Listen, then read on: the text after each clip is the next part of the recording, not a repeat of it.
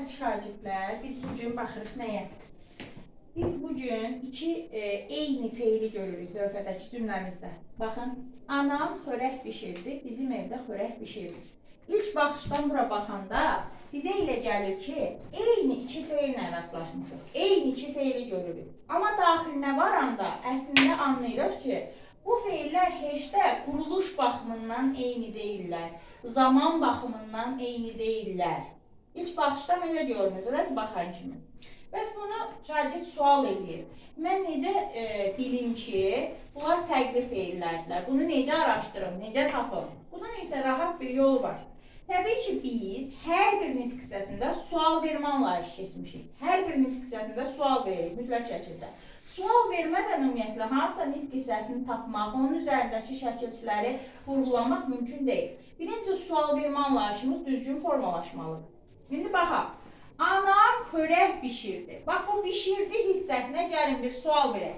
Anam xörək bişirdi. Verin görək sual. Nə etdi? Ay, sağ olun. Əla. Anam xörək bişirdi. Anam nə etdi? Anam xörək bişirdi.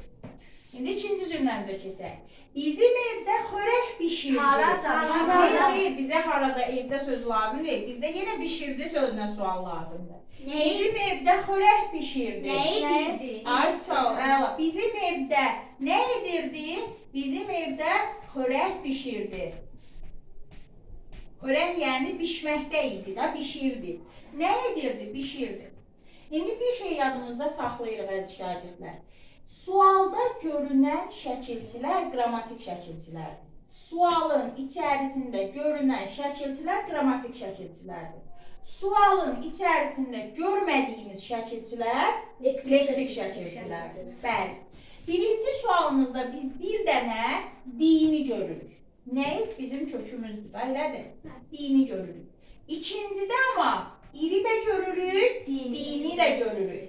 Deməli, onda buradan tətbiq eləsək. Burada bir dənə dini gördüm. Deməli, bir dənə diyə qrammatik qoyuram. Burada isə iri də gördüm, dini də gördüm. Deməli, irə də qrammatik qoymalıyam mən. Diyə də qrammatik qoymalıyam. Diqqətli olaq burada. Kök ikisində də nədir? Piş. Bəli, pişmək feili. Burada indi ir havada qaldı. O irə mən leksik qoymalıyam, yoxsa qrammatik? Leksik. Niyə? Çünki sualda görməyəm. Çünki sualda görmədim bunu. Qoydum leksik. Başlanğıc formalarda o zaman fərqli olur. Burada pişirdi başlanğıc forma, burada pişdi başlanğıc forma.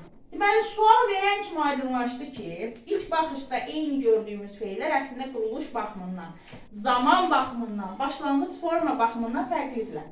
Baxın indi uşaqlar. Biz zaman şəkilçisi dediyimiz o şəkilçini leksik götürürük, qrammatik. Zaman şəkilləri. Bəli, zaman şəkilçilərimiz qrammatikdir. Deməli, irə leksik qoymuşamsa, o zaman ir zaman şəkilçisi ola bilər? Xeyr, ola bilməz. Deməli, onda bu söz, bu birinci pişirdi sözümüz hansı zamandadır? Keçmiş zamanda. Keçmiş zamanda. Bəli, əla. Amma ikincidə irə də qrammatik qoymuşam. Birinci gələn həmişə zaman deyirəm. Bax, ir. Hansı zamandır? İndiki zaman. Bir sözdə, uşaqlar, iki zaman ola bilməz. Bir söz bir dənə zamanda olar. Bəs onda di nədir? Di, sizin gələcək siniflərdə keçəcəyiniz idinin qısaldılmış versiyasıdır. Bişir idi. Bizim evdə xörək bişir idi. Oldu? Deməli, biz sözdə şəkilçiləri görərkən mütləq şəkildə sualımızı veririk. Oldu? Sualda gördüklərimizi qrammatik, görmədiklərimizi leksik kimi işarələyirik. Birinci gələnə zaman deyirik. Ondan sonra bir dənə də o zamana bənzər şəkilçidən görmüşüksə, artıq ona zaman yox, idinin və ya burada imişin, isənin də qısaldılmışını görə bilərdik. Aydın oldu?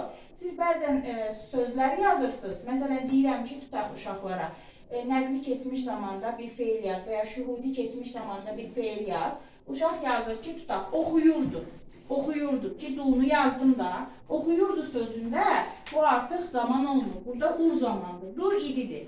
Çünki zaman şəkilçiləri ya kökə artırılmalıdır, ya da başlanğıc formaya. Yaxşı, yadda qalar. Ya kökə artırılmalıdır, ya da başlanğıc formuya. Və hansı nitq hissəsinin üzərinə artırılır zaman? Fiil. Feil.